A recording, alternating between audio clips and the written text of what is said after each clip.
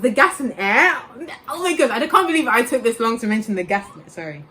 Guys, I was basically eating gas and air. Eating it, you know? Like as if it was sandwich. I was just trying to stay alive.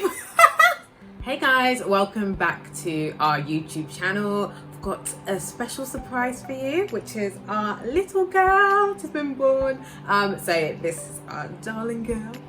It took so much for her to actually get here, and this is what this whole video is about. It is the birth story. We were so excited to share this with you even before we gave birth. Actually, we said we're gonna do a birth vlog, had all these plans. If you watched our last video, I spoke about how the plan was to have a water birth, make it very zen, make it very relaxed, ride the waves. Yeah, it didn't turn out like that. It was a whirlwind, it was crazy, but God really came through. And as you can see, we've got a beautiful little girl here, and I'm here to tell you the story. Anjola's not here for this part, but he'll tell you his part at some point. But yes, it was a crazy adventure. Okay. Yes, it was a crazy adventure. Yeah, and I mean, I have a newfound respect for all mummies out there. So if you're a mom, like, shout out to you. You tried. Oh my gosh, because it's not easy to give birth to a human who squirms when you're trying to do videos. Yeah, so let's start from the beginning. So flashback to week 40. Okay, if you don't know anything about pregnancy, because I'm not going to assume that you guys know everything about pregnancy. I mean, I didn't even know that much until I became pregnant, and I was like, okay, what are these weeks and whatever, gestation, that's a word they use too. So I was 40 weeks. The whole of pregnancy is, how long is pregnancy? 40 weeks is normal, and then it can go up to 42 weeks. In fact, it can go a little bit longer than that, but it's not medically safe to give birth after 42 weeks. So if you are over the due date, which is within the 40-week period, then they start to talk a little bit about inducing labor, which means kind of taking a medication or doing something. Like, there's also a sweep where they put fingers into your place and then they sweep that area, and it kind of encourages the process of labor to begin. Yeah, so after the 40-week period, they either do that sweep or they will give you a medication that kind of causes labor to happen. So it's no longer just spontaneously, you know, you're walking somewhere and then waters break. Yeah, nothing like that happens. It's more of a planned thing. So I was 40 weeks pregnant the day before we filmed the walking video, which was our last video, and I was just kind of panicking, thinking, whoa, when is this baby gonna arrive? Because this induction thing is something that I did not want at all. I wanted to make sure that nothing, it does not get to that point, because from what I've heard, it makes labor happen super quickly, and it's not the most right.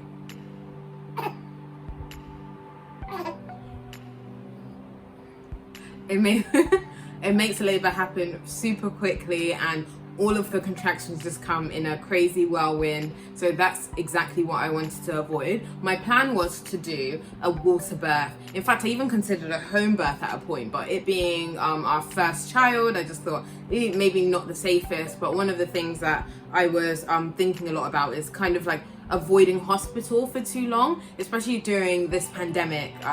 Hospitals are a little bit crazy. They're maybe not paying as much, this is what I thought anyway, that maybe they're not paying as much attention to patients as they would normally. And also I was reading a lot about how Black women are 5 times more likely to die during childbirth, because, you know, there's so many different inequalities that happen in terms of us actually being heard in so many different areas, including hospitals. So I just thought to myself, you know what, like, I'd rather it be a thing where I go into the hospital and straight back out again with my child. That was my hope, and hopefully, you know, the process will be super short. I was like praying to God for a really short labor, maybe an hour or two. I don't mind. Like you know, Angie can definitely testify that I was just like, look, I'm trying to get in and out of that hospital. It didn't work like that.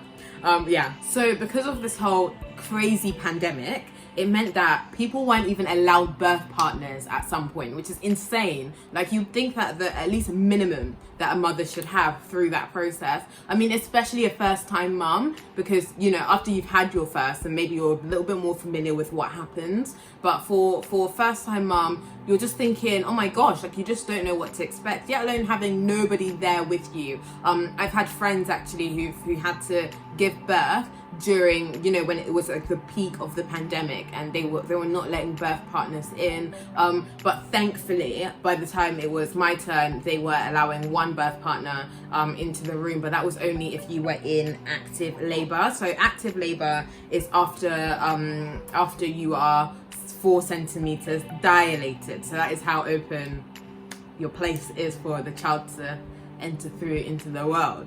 Yeah, so 4 centimeters dilated is active labor, and that would mean that somebody can come in, your husband, your parent, whatever, can come in and be with you in that process. Even that is quite strange, because normally it would be 2 birth partners that you'll be able to have.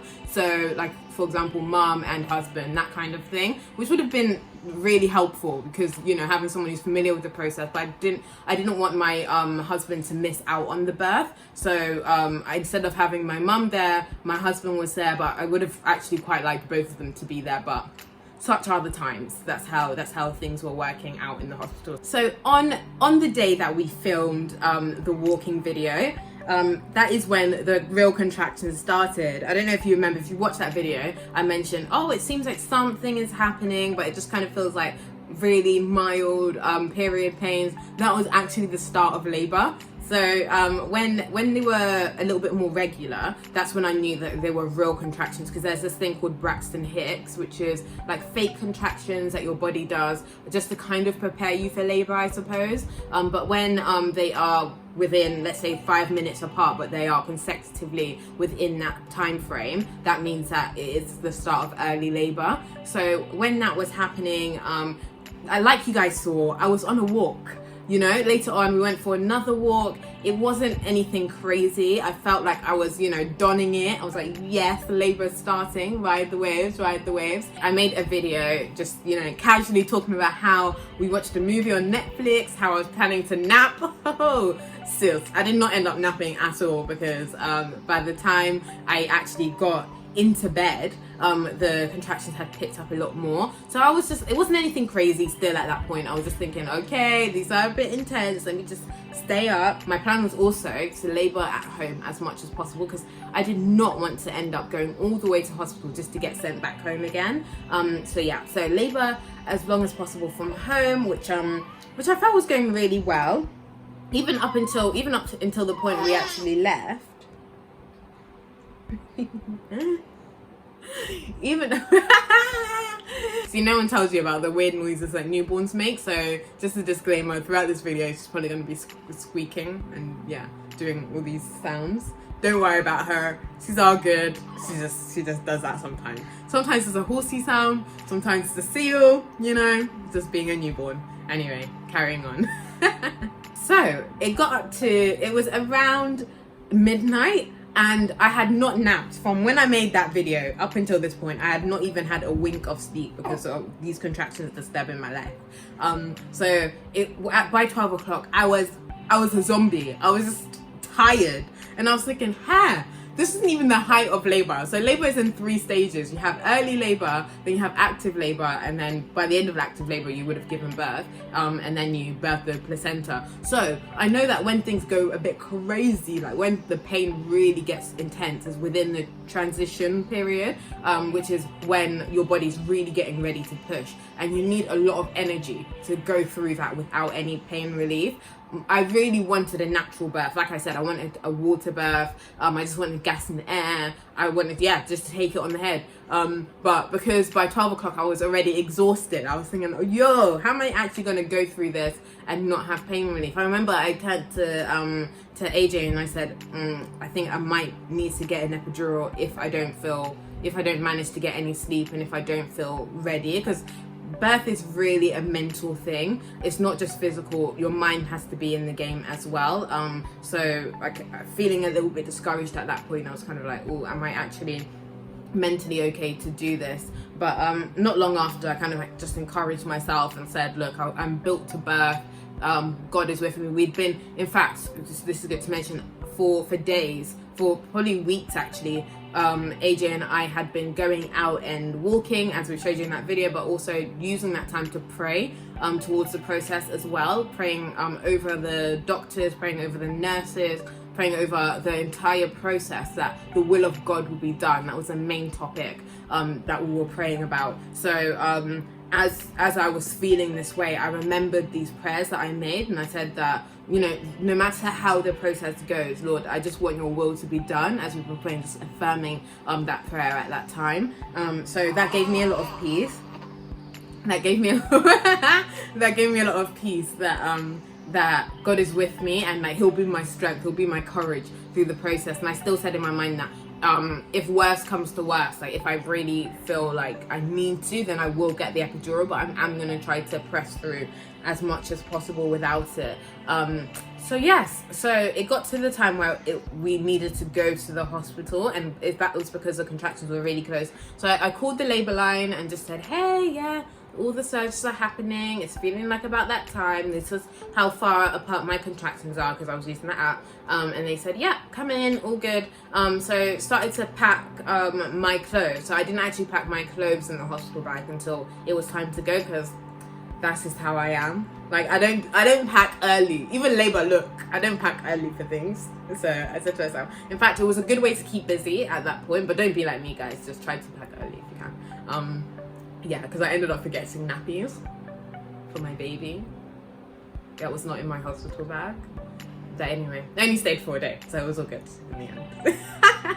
Yeah, so packed my bag. I said, let's go. And on our way out, while we were trying to get things together to shoot, my water broke, and it was like it was like a gush, like on the stairs, and it felt so weird. I was like, oh, that was warm, that was just weird, but it was also really exciting because I was like, yay, it means the baby is coming. So we were still in the house and trying to finish getting things together to get out of the property and get to hospital. And by this point, like, it really felt like it was like a stabbing pain. Like, it was so insane. Like, I was just holding on to everything in the house when these surgeries were coming. Every thought of the vlog that we wanted to do was out of the window by then. I don't know how these people are doing it, all these birth vlogs, because like it's stupid crazy, like the things that your body is going through in that moment. I was just like, and no, I could not have. If AJ had pulled out a camera at that point, I think I would have actually punched him. I would have actually punched him in the face. And I'm not that type, guys. I'm a very nice wife. But no, it was not a joke whatsoever. So if I was like this at home, I was thinking, how on earth am I going to get into this vehicle and get myself to the hospital?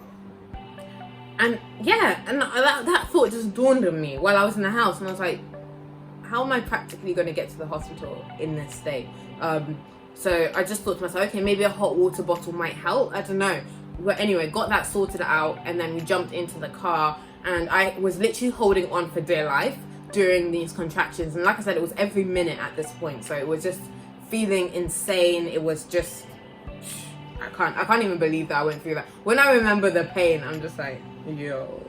And now I have an explanation for the pain, because it wasn't just normal labor. Because after my water broke, it moved her position. So she was back to back, and back to back labor is excruciating. So back to back labor is when the baby's back is facing your back. So my spine is here and baby's back is here, which means that when the contractions are trying to push her out, it's not actually going into a position to put enough pressure on the cervix to open it out and get her down and out, basically. So now I understand why, like, after my water broke, it just kind of picked up pace to a stupid level. Like, I was kind of thinking, like, if this isn't when the baby's head is gonna come out, then I just don't understand.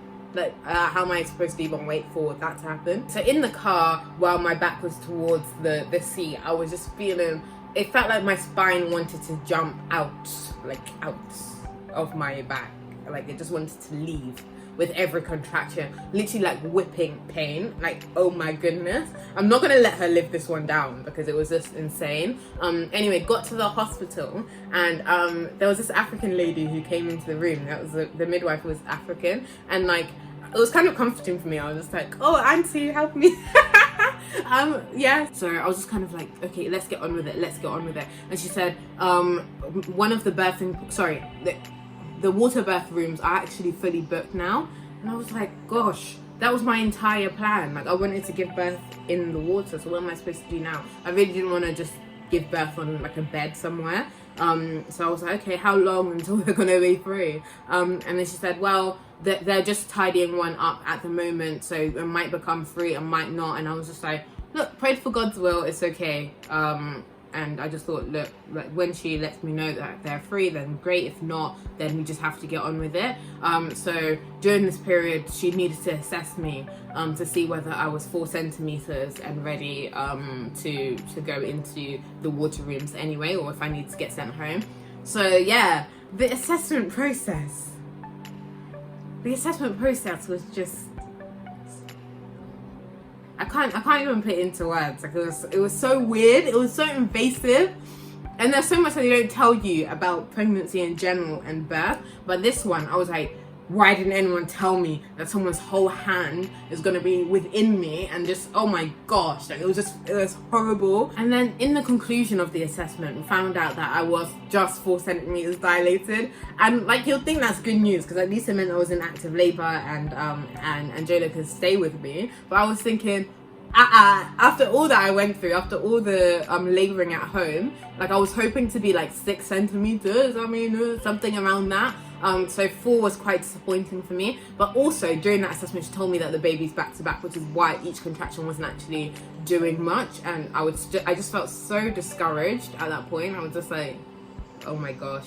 And then she said, okay, do you want to go to the water room, which is now available, or do you want to have the epidural? Because I did mention to her, like, if I'm not far along enough, I'm just going to get the epi, because it's just getting a bit crazy.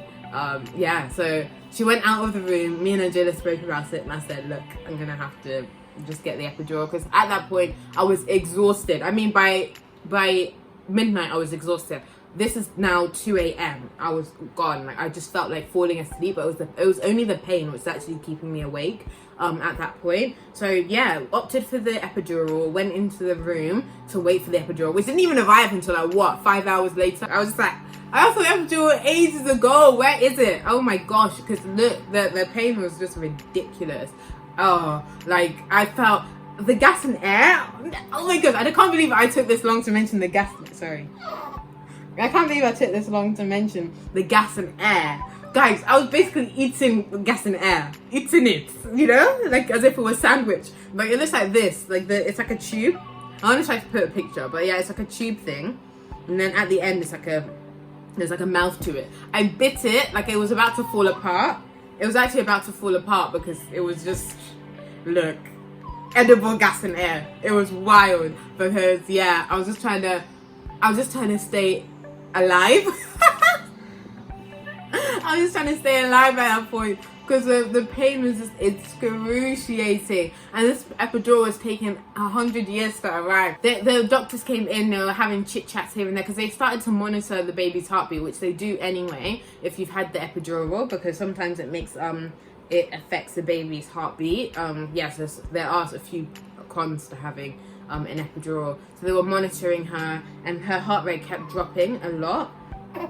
And they were starting to get a bit concerned, but they didn't say it. Like they have to act like everything is okay, just so you don't get overly unsettled. But yeah, so they were monitoring just with like a sticker thing on my belly, and then at a point like they lost the baby's heartbeat, not because it stopped beating. I think maybe there was just an issue with the machine, but they weren't confident that the baby's heart was okay, so they had to put an internal monitor in, which was like, oh my gosh, you're going back there again. Like yeah, it was just wild. So they put an internal monitor there to see the baby's heartbeat, and yeah, truly it kept dropping here and there, so they were concerned about it. So that the process just took so long. But during that time, doctors were in and out, having chats, doing whatever, and like I was just thinking to myself, this is literally the opposite of what I wanted.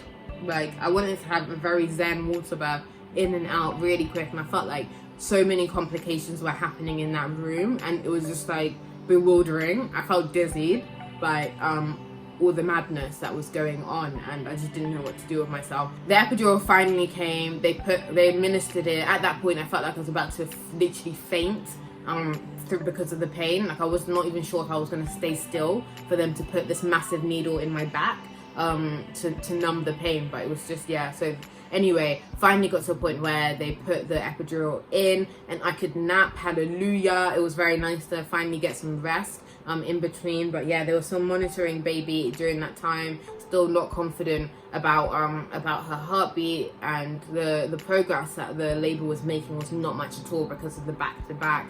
And I was just feeling discouraged. I was like, will this ever end? I was in like tears at this point because of the pain. Like, I was actually in floods of tears. And then there was a point during that time where I heard someone else's baby crying in the other room, and then I started crying again because I was just thinking, when will this baby come out, and will the baby even be okay? Like, there was just so much going through my mind at the time, and it was just, yeah, it was literally the most intense night of my life. Like, I was not sure whether I would make it alive. I wasn't sure whether the baby would make it alive. Yeah, I was just, and like in any interval that I could get, I was just praying to God that, like, Lord, I know that you've heard our prayers from before this, and I know that you're here right now, but this it's just so discouraging, and I don't know how to have courage right now. I don't know how to take heart, or just to even know that you've heard us. Like, I just felt so many different sides of emotions, and yeah, and even like after, you know, praying these prayers, just try to reassure myself in the word of God that, look, he's for me no matter what. Like, things will work out for my good. And I was just saying these things out loud as well to kind of just pick myself up during these times of just waiting to see what would happen next. That's all I could actually do, just lie on the bed and wait, because I was like numb from like here down. And when I thought that things couldn't get any worse, they kind of got worse. So the doctor came in, and they just said it's been however many hours. I think at this point I'd been in active labor for about 7 hours. And he said it's been so long that we haven't been confident about the baby's heartbeat, and the only way that we can be confident about the baby's heartbeat is to make an incision on her head, like on her scalp, on the baby's scalp. So like, basically go in, make a little cut, take some blood, and then measure how much oxygen is in the blood. That's the only way we can be sure that the baby has enough oxygen right now. And I was just thinking, oh my gosh, another intervention, really? And I was like, oh my god. I couldn't believe it. I think I was in shock at first. I didn't even respond straight away. I was just like shaking, and then I looked over at Anjola and thought, are you hearing this? Are you actually hearing what they're saying? Because I was in utter disbelief. Another complication. And then he said, if we don't do that, then we can't be sure whether we won't be confident enough to allow you to carry on natural birth. Like, we'll need to take you in to have an emergency C-section. And yeah, I was just like, these were the words that I literally never wanted to hear at all. Think about it. Like, I wanted a Zen birth. This was emergency C-section I was hearing. Supernatural birth, emergency C-section, not in the same sentence. So I was just, yeah, I was shocked. And I think I was actually shaking from like the adrenaline of the whole situation. And like, I couldn't even cry at that point. I was just like shaking. But of course we want what's best for the baby, and that's what we said going into the situation. Like, look, no matter what it takes, like, the baby should be born healthy, and that's what that should be our optimum priority. So when they walked out, we had that conversation. We said, yeah, okay, fine. We'll go through that process. Another thing I should have mentioned actually is that before we even began the whole labor, we had discussions that, yeah, no male doctors. No males to come inside to see, you know, all these compromising positions.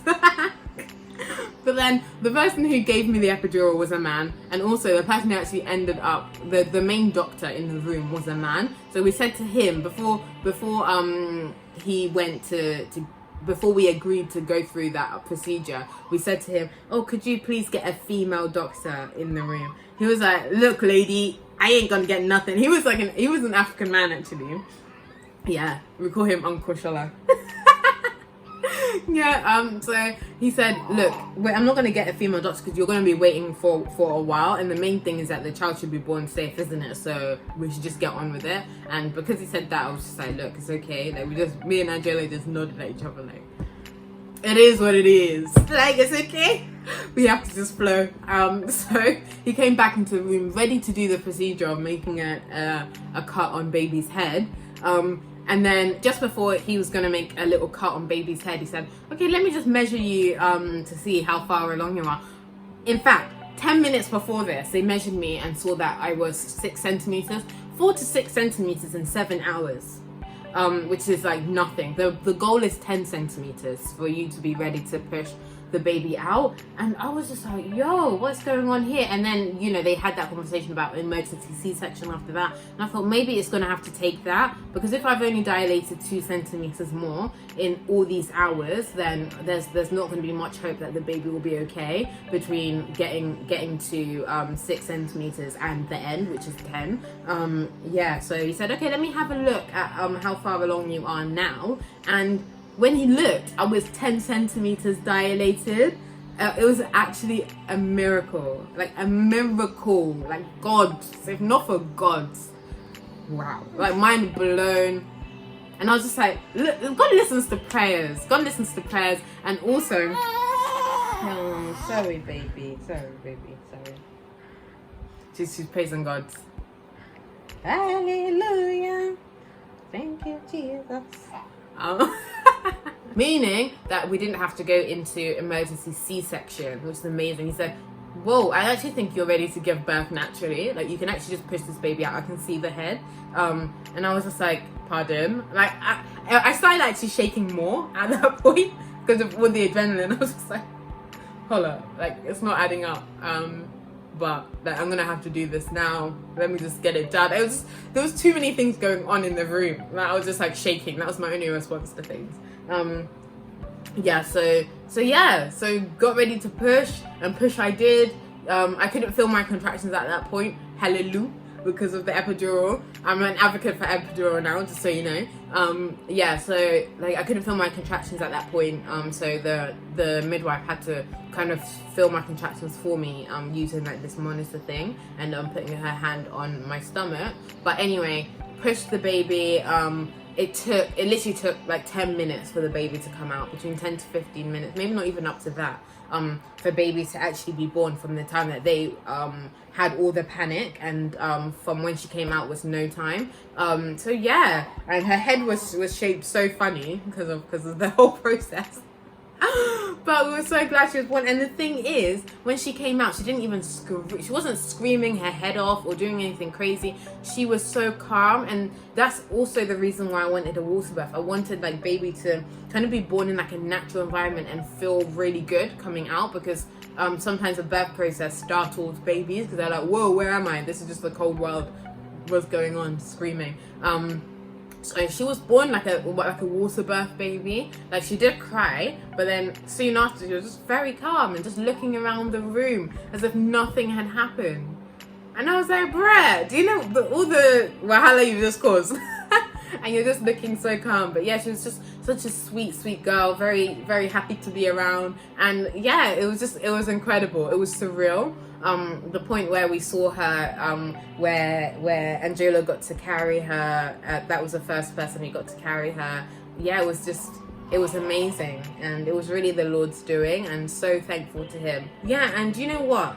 Like, after speaking, once baby was born, I spoke to one of my aunties who used to work as a midwife, and she said some people during back-to-back, or if they have a labour where the baby's back is turned towards their back, it could actually cause like seizures, it could cause a stroke. There's so many crazy things that could happen, and I thank God that, you know, we escaped that, and baby was actually born healthy, and I was healthy as well. Like, that's amazing. Yeah, our baby's just been so calm, and she's such a sweet spirit. Like, I can't thank God enough that he's given us just a very calm child, and it's helping this process to be a lot smoother for us as well. And yeah, I think that there's no comparison in birth stories, just as there's no comparison in babies.